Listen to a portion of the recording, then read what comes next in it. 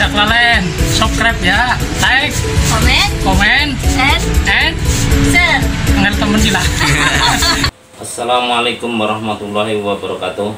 Salam oplok-oplok. Terima kasih buat teman-teman yang selalu setia mengikuti channel saya, dan buat teman-teman yang baru bergabung, saya doakan semoga teman-teman semua dalam keadaan sehat walafiat, tak kurang suatu apa. Kali ini saya kedatangan pasien baru, sebuah laptop merek HP atau HP. Dan di sini untuk laptop ini sebenarnya tidak ada kerusakan secara hardware. Pasien datang ke saya ini dengan kondisi laptop menurut informasinya adalah lelet. Jadi sistem operasinya itu lelet. Untuk masalah ini tentunya saya tidak melakukan perbaikan di hardware, dan di sini saya akan melakukan perbaikan di software. Bicara masalah laptop lelet bisa disebabkan karena beberapa faktor. Di antaranya banyak aplikasi yang terinstal dalam laptop ini, di prosesornya itu kerjanya menjadi berat. Saya sih hanya merekomendasikan aja untuk aplikasi-aplikasi yang double itu menurut saya kurang efisien. Seperti teman-teman bisa lihat di laptop teman-teman sekalian, mungkin ada aplikasi yang double. Untuk browser, mungkin teman-teman menginstal Firefox dan juga menginstal Chrome. Dua aplikasi ini adalah aplikasi browser yang fungsinya sama, dan menurut saya sih untuk aplikasi browser teman-teman menginstalnya satu aja. Dan menurut teman-teman aplikasi mana yang menurut teman-teman itu paling familiar? Seperti untuk aplikasi multimedia, mungkin teman-teman menginstal Winem, dan teman-teman juga menginstal VLC Media Player. Dua aplikasi itu adalah sama fungsinya untuk pemutaran audio dan video. Saya hanya menyarankan aja untuk aplikasi tersebut itu menginstalnya salah satu aja, karena fungsinya tuh pada dasarnya sama. Terus penyebab selanjutnya untuk laptop itu lelet bisa disebabkan karena virus. Virus itu akan mengganggu kinerja dari prosesor itu sendiri. Selanjutnya untuk masalah lain yang menyebabkan si laptop itu lelet, yang paling sering terjadi saya jumpai adalah tidak bisanya kita memanage data. Jadi si data itu lama-lama akan menumpuk menjadi sampah di harddisk kita, dan hal tersebut akan juga menyebabkan si prosesor itu kerjanya berat dan akan berakibat si laptop itu lelet. Seperti teman-teman lihat di sini, saya memakai laptop jadul ya. Ini adalah brand Toshiba, dan laptop ini termasuknya laptop jadul.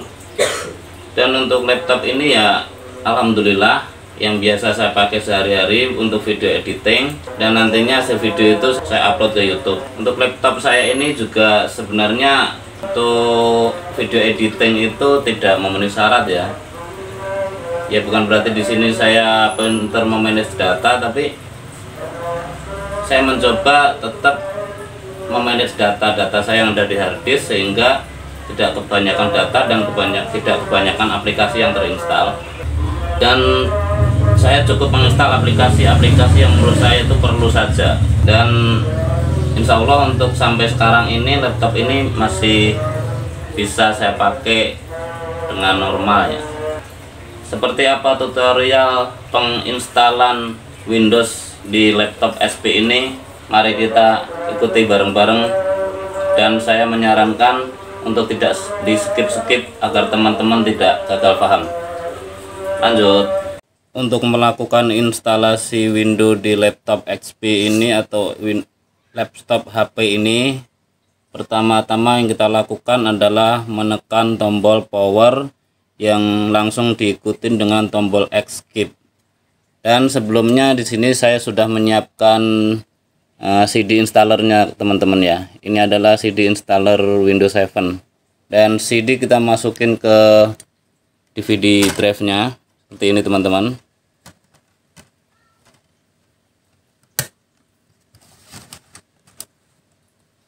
Selanjutnya laptop kita tekan tombol power yang diikutin dengan tombol escape seperti ini. Nah, seperti teman-teman lihat di sini ada menu yang keluar. Setelah laptop ditekan power dan diikuti dengan escape, seperti teman-teman lihat di sini tampilan startup menu. F1 adalah sistem information, F2 adalah sistem diagnosis, F9 boot device option, F10 BIOS setup, F11 System Recovery. Untuk menu ini kita pilih F9 yaitu Boot Device Option. Selanjutnya kita tekan F9. Setelah menekan F9, di sini ada beberapa opsi lagi, boot option menu, dan kursor kita pindahkan ke internal CD atau DVD room drive. Kita arahkan kembali ke internal CD atau DVD room drive. Selanjutnya kita tekan enter. Setelah menekan enter, di layar monitor laptop tersebut ada beberapa pilihan. Di sini Vista, install Windows 7, Windows XP, dan password reset. Kita arahkan kursor ke install Windows 7, terus tekan enter, dan kita tunggu sesaat. Setelah proses tadi, di sini kita menemukan opsi baru untuk mengawali install Windows-nya. Di sini kita masuk ke install Windows-nya, yaitu Windows 7. Language di sini seperti kita lihat untuk pilihan yang pertama itu English. Ini biarkan saja, abaikan saja. Langsung kita next aja, masuk ke klik aja yang next di bawah ini. Ini di sini ada next. Untuk ini kita bisa pakai keypad ya, langsung di klik next aja. Setelah klik next, di sini keluar window installation-nya install now. Tunggu sebentar, lagi proses starting setup. Setelah proses tadi, kita langsung masuk ke memilih sistem operasi yang ingin kita install. Di sini perlu saya jelaskan untuk beberapa opsi atau pilihan-pilihannya, bahwa di sini tertera x86 dan x64. x86 itu Windows 32 bit dan x64 itu Windows 64 bit. Karena di sini saya akan menginstal Windows 7 untuk 64 bit, kita pilih di x64. Kursor kita turunkan seperti ini, kita tekan next. Dan di sini kita masuk ke submenu berikutnya, yaitu untuk persetujuan aja, kita accept aja. Lanjut next lagi. Dan di menu ini, karena kita akan menginstal ulang, di sini ada dua pilihan, upgrade dan custom. Kita pilih ke custom. Kursornya pindah ke custom dan tekan enter. Sampai di menu ini saya menyarankan untuk mendelete semua partisi harddisk ya, karena untuk kasus yang sekarang ini laptopnya kan lelet menurut informasi yang saya terima dari pasien. Jadi untuk harddisk ini harus kita delete atau kita bersihkan biar lebih bersih. Kursor kita arahkan ke drive option, dan di sini ada pilihan refresh, delete, dan format. Untuk pertama kita format dulu semua partisi ini, baru kita delete. Saya sih menyarankan dengan begitu, karena kenapa saya menyarankan begitu, karena kalau ada virus di harddisk tersebut, kalau cuma delete aja itu saya agak khawatir ya, karena si virus itu kadang masih ngikut begitu. Dan untuk menghindari hal tersebut, saya biasanya menformat dan delete. Dua opsi ini saya klik semuanya. Kursor yang pertama untuk partisi yang pertama ini diarahkan ke sini, langsung kita format. Ada persetujuan begini, okein aja. Sudah terformat.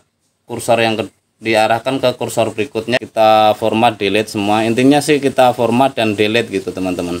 Ini juga kita format, dan yang paling bawah sendiri juga sama. Nah kalau sudah terformat semua, coba kita lihat di bawahnya masih ada enggak, karena ini masih ada anak panah ke bawah ya. Di sini masih ada recovery ini juga kita delete atau format dulu ya. Lupa, maaf, kita format dulu. Kalau semua partisi ini sudah terformat, kita tinggal delete aja semuanya. Dimulai dari bawah, saya delete, persetujuan okein. Lanjut partisi atasnya juga sama. Ini tadi yang sudah di delete jadi unallocated, pindah kursor ke berikutnya ke atas, kita delete juga. Dan ini akan menjadi satu partisi ya, baru kita bikin partisi baru. Semua partisi jadiin unallocated space, kita delete semua. Nah setelah terdelete semua menjadi satu partisi, harddisk menjadi satu kamar begitu teman-teman. Jumlah kapasitas di sini terbaca 465 GB. Untuk membuat sistem baru kita harus membuat partisi baru dengan mengklik new di sini. Setelah klik new, di sini keluar berapa kapasitas yang mau kita pakai untuk sistem. Di sini kita bikin 150 GB aja ya. Kita rubah menjadi 150 GB. 150 GB itu 150.000 MB. Kita apply. Nah, setelah kita membuat partisi baru untuk sistem atau untuk Windows-nya, ini akan terbelah menjadi 3 partisi, yaitu partisi sistem reserve, partisi 2 untuk primary, dan partisi ketiga itu tidak teralokasikan karena belum dialokasikan. Habis ini kita klik next aja. Setelah proses ini, si laptop mengcopy data dari disk yang kita masukkan tadi. Semua file Windows-nya akan di-copy dan diinstal ke laptopnya. Kita tunggu sebentar. Prosesnya di sini berjalan, bisa kita lihat di sini 0% dan lama-lama akan menjadi 100%. Untuk proses ini mungkin memerlukan waktu agak lama ya teman-teman ya. Karena filenya Windows itu lumayan besar ya. Hampir 3 GB lebih, hampir 4 GB malah ya. Jadi untuk proses copy file dan install Windows-nya itu memerlukan waktu kisaran mungkin 15 menit kali ya, tergantung spek komputernya ya. Kalau untuk spek RAM 4 GB mungkin ya kisaran 15 menitan kali ya. Tapi untuk spek RAM yang tinggi itu prosesnya akan cepat. Kita tunggu sebentar untuk proses ini. Dan proses mulai berjalan, bisa kita perhatikan di situ sudah baru jalan 2% ya teman-teman. Kita tunggu sampai 100%. Memang untuk proses ini memakan waktu yang lumayan lama.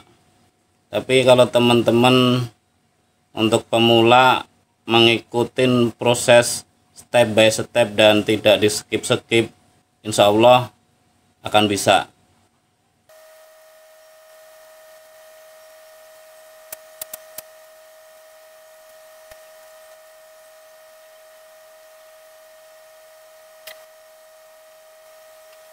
Kita tunggu sesaat, sudah nyampe 73%.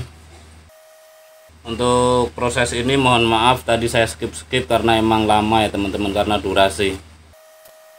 Bentar lagi kita mencapai 100%, itu sudah 99%. Dan selanjutnya sudah masuk ke installation update. Selanjutnya submenu completing installation. Dan laptop mulai restart. Kita lihat di sini restarting 3 second. Selanjutnya laptop akan restart sendiri. Setelah proses instalasi ini selesai, untuk proses selanjutnya kita biarkan saja, nggak usah tekan apa di keyboard ya. Kalau ada instruksi begini biarin aja, karena kalau kita tekan dia akan start awal dari DVD lagi. Dan laptop mulai starting Windows dengan Windows 7.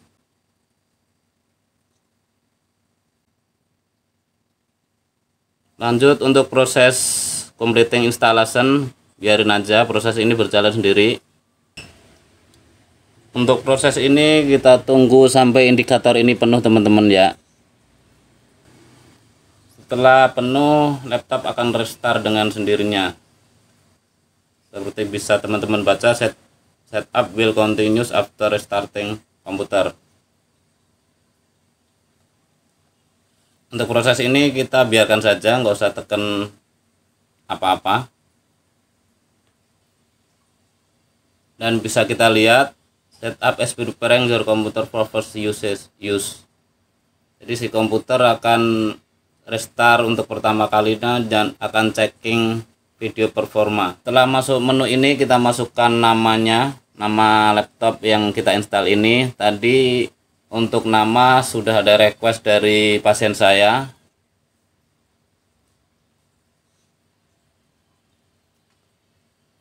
Dan alhamdulillah laptop sudah jadi.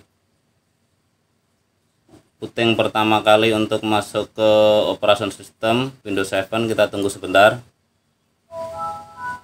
Dan alhamdulillah kini laptop sudah jadi. Bisa teman-teman lihat kon Windows 7. Coba kita cek. Sudah oke. Demikianlah tutorial install ulang Windows 7 di laptop HP.